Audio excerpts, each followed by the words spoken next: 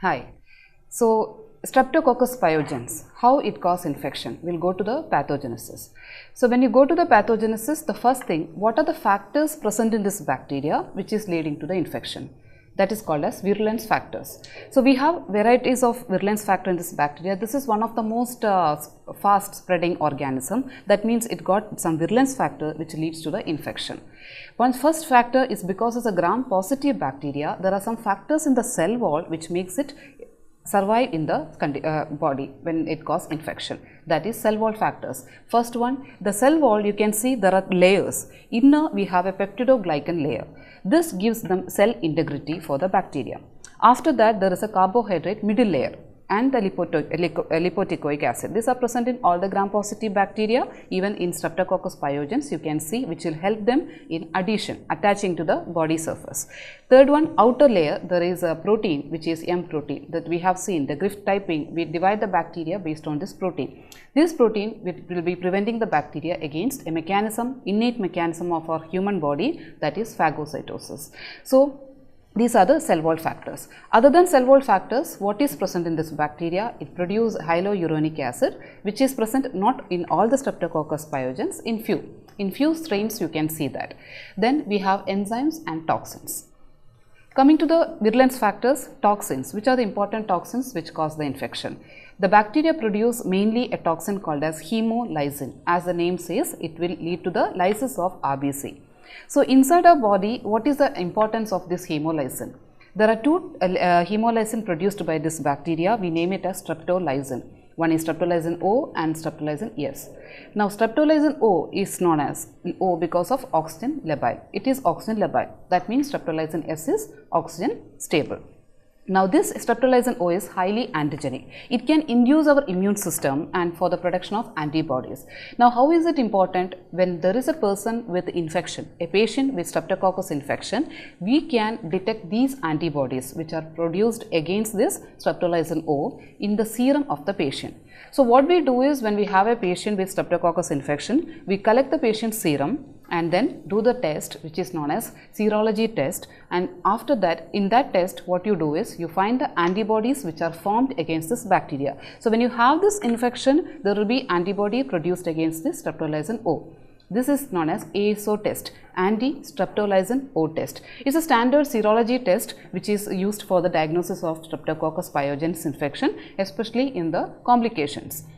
Now, we have different types of serology tests. This one comes under or classified as lattice agglutination test, because we have different types of antigen antibody reaction serology tests done for diagnosis. This comes as lattice agglutination test. So, when we do the test, we need to do a agglutination where titer should be more than 200 units. Then you consider it as a significant titer.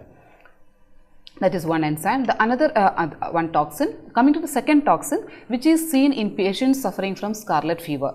So, if the Streptococcus pyogenes is causing an infection called scarlet fever, that is because of the toxin produced by the bacteria. That toxin is Streptococcus pyrogenic exotoxin. As the name says, it is pyrogenic. It leads to fever. Exotoxin, it's a toxin released during the multiplication of the bacteria itself, and then it leads to rashes. That is why you call it as erythrogenic toxin. So, you can call it as Streptococcus pyrogenic exotoxin or pyrogenic exotoxin. This is responsible for scarlet fever, which is nowadays it is very rare, but it was there and it was used to be detected by a test called Dick test. Now, it is not there much.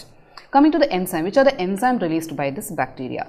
Various enzymes released by this bacteria include streptokinase, streptodornase, NADase, hyaluronidase, serum opacity factor. Now, what is the importance? Streptococcus differ from other pyogenic bacteria in that it is highly invasive. It spread from one cell to other cell very fast. It is a fast spreading infection because of these enzymes. For example, streptokinase, it is actually fibrinolysin. Now, what is the action of fibrinolysin?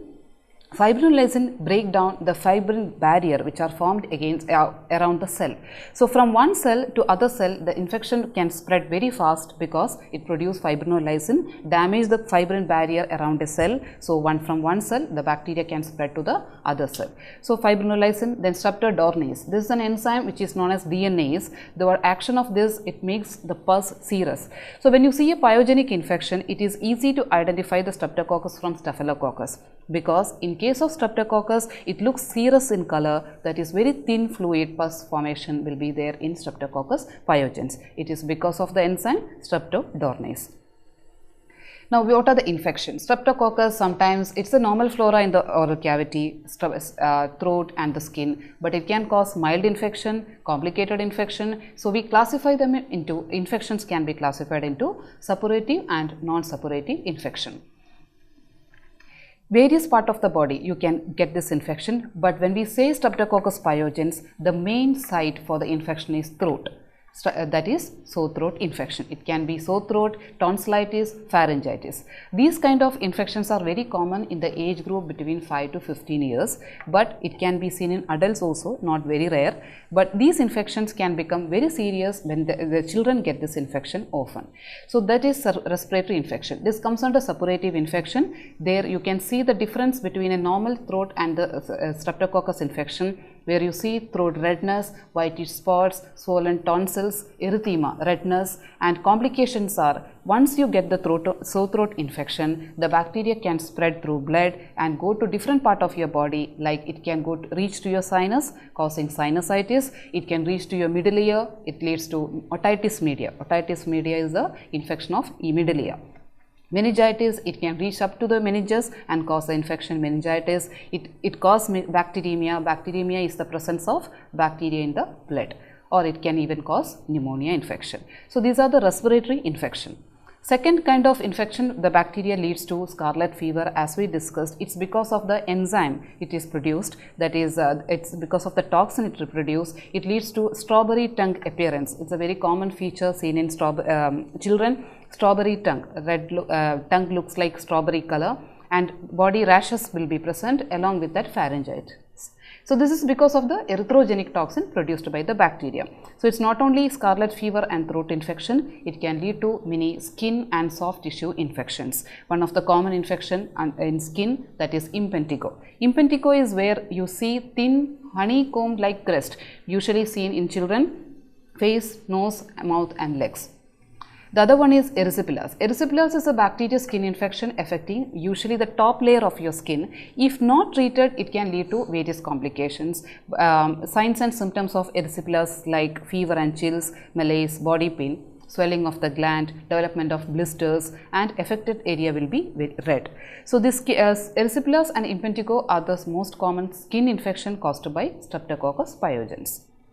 Then we have other infections. These erysipelas and impetigo are localized infection, whereas we have invasive infection which spreads very fast, like cellulitis and necrotizing fasciitis. Now necrotizing fasciitis is a very fast spreading infection which is a life threatening, that is the reason why we call the Streptococcus pyogenes as flesh eating disease. It enters in any route and it spread in different part of the body, leading to death of the person. That is why you call it as flesh eating disease. The other complication which may happen in postpartum, that is after delivery, there is a possibility of getting puerperal sepsis. Puerperal sepsis is a complication after delivery or abortion, but it's not only because of this bacteria, but majority is caused by Streptococcus pyogenes infection. The patient can get pelvic pain, fever, abdominal, abnormal vaginal discharge, foul odor. So this is another complication caused by Streptococcus infection. It's infection of the genital tract that occur any time after the onset of rupture of the membrane or labor. Then we have complications. So we have all these infections what we discussed, throat infection, then we had skin infection, scarlet fever. All these are the infection or the suppurative infection where you see pus formation. But due to these infections, skin and the throat infection, patient may develop complications. These are known as non-suppurative complication. This is the condition where it is developed after the Streptococcus suppurative infection, where you cannot find the organism in the blood, but patients suffer from the complication. There are two major complications. One is acute rheumatic fever and another one is post-Streptococcus glomerulonephritis. Acute rheumatic fever usually happens after the continuous throat infection. So, you can see there is a throat infection and bacteria are inducing immune response. Now, against this bacteria, antibodies are formed, which actually in fact destroying the bacteria. What they do is they go and damage the heart antigen. This leads to acute rheumatic fever. The other condition is post-Streptococcus glomerulonephritis, whereas antigen is present, that is, the bacteria is present, it combines with the antibody, it make a complex, it go and deposit in your glomerular basement membrane, that is in the kidney. It leads to complement activation. So, usually it happens after skin infection. So, here urine retention, edema, hypertension, hematuria, proteinuria, these are very common, but we can detect it by detecting an enzyme, antibody produced like an enzyme, anti-DNase B test. So, these are the difference between acute rheumatic fever and post-Streptococcus glomerulonephritis. Rheumatic fever is usually after the throat infection, glomerulonephritis is after the skin infection, where genetic susceptibility is present in rheumatic fever, which is absent in glomerulonephritis. Repeated attacks and is very common in rheumatic fever, which is absent in glomerulonephritis, and penicillin required, treatment is required in case of rheumatic fever, whereas glomerulonephritis is self-limited. When you classify rheumatic fever under hypersensitivity 2 and hypersensitivity 3 in case of glomerulonephritis. So, these are the this is the pathogenesis of the infection, what kind of infection it causes and what are the complications you can get because of the infection. Thank you.